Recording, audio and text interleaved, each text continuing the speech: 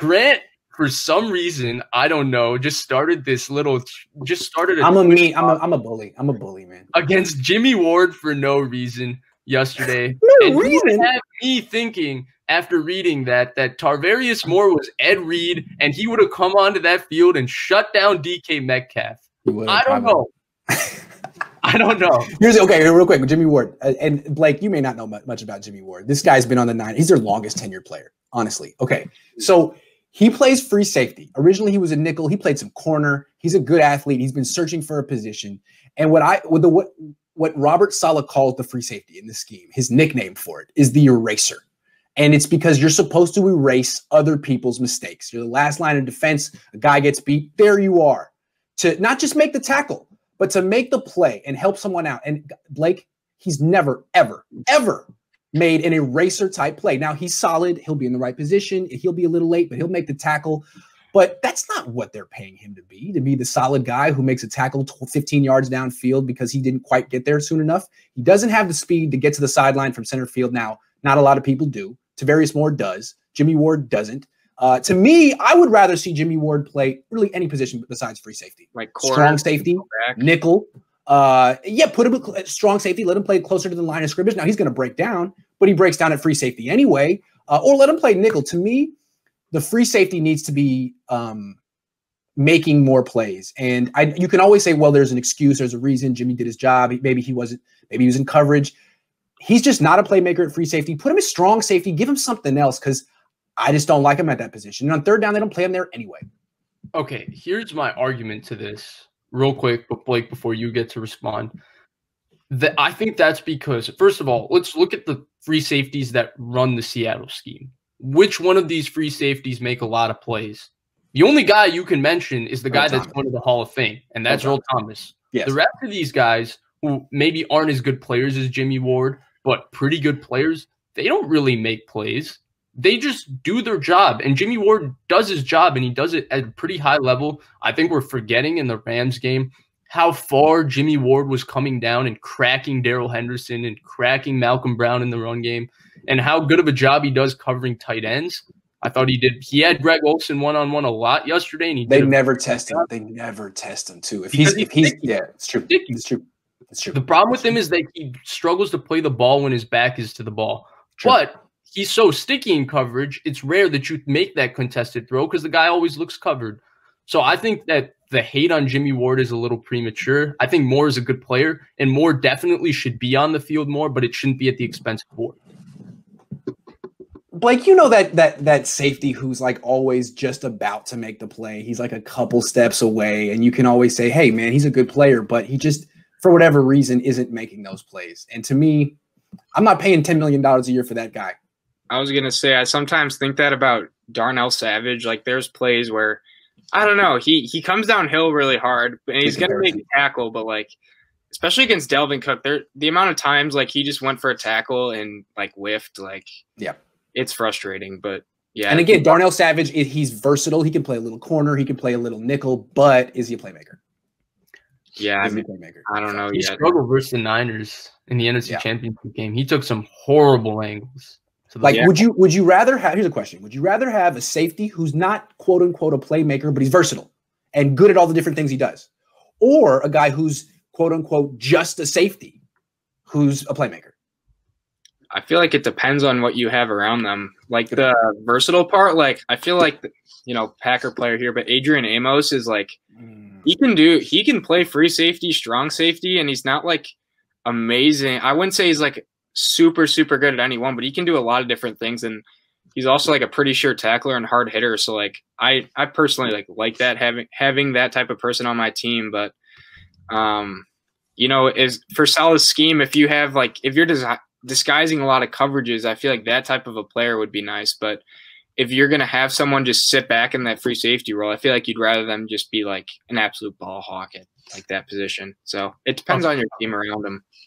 That's how I feel. Okay. I mean, I would rather have a safety like Deshaun Goldson, who can't cover in the slot, is not versatile, than a safety like Jimmie Ward, who can do all these different things, but is just not going to come away with picks and forced fumbles and stuff like that. All right, here's a question.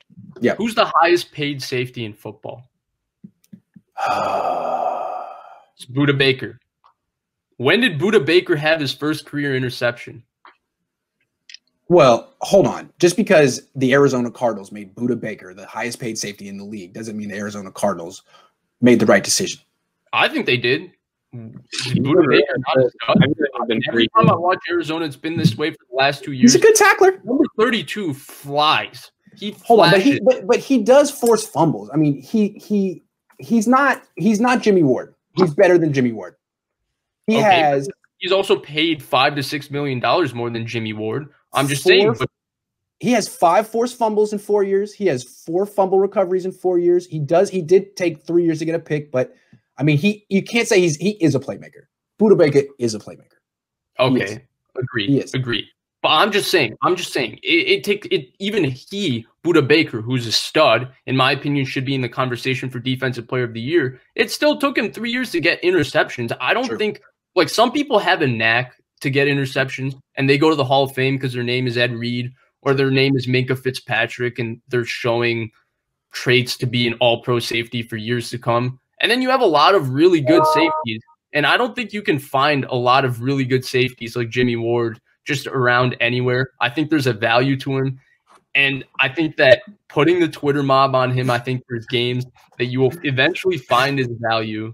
And I'll be sitting here. You can give me a call. You can apologize to me and say, Vish, Jimmie Ward is a pretty damn good player. I'm not going to apologize to you, but I might apologize to Jimmie Ward one day. Well, fair enough. I ain't never apologizing to you, Vish, but I love you. You're my guy. Would you guys rather have Ward, or would you rather take someone in like the 2nd or 3rd round that you think could fill a spot for much cheaper? They already took a guy in the 3rd round. His name's Tavarius Moore. I prefer him. You've never seen him play because he kind of hangs. Yeah, he does some special teams. Yeah, I'm with you, Blake. They already have that guy. He's in his 3rd year. Yeah. Tavarius Moore. Let him freaking play. He's got 4.3 speed. He throws his body around with no regard for it. I like him. I don't care that he can't cover the slot. Don't care at all. This goes back to the conversation we had at the end of the Periscope. It was like the last minute last time, I think, when we talked about the future safety combination, because Tart, as much as good a player as Tart is and all those things, there's a chance he's gone.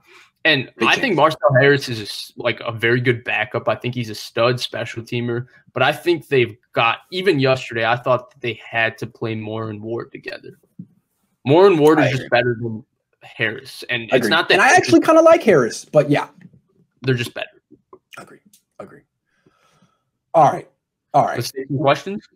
We can take some questions. Will Lynch step in and shuffle the money? Jimmy G to Boston. Wish we could swap Armstead for Buckner, Sherman, Tartan, Ward for draft capital. I would definitely trade Sherman if you could, but you can't, right? He's on IR. Can't trade a guy on IR.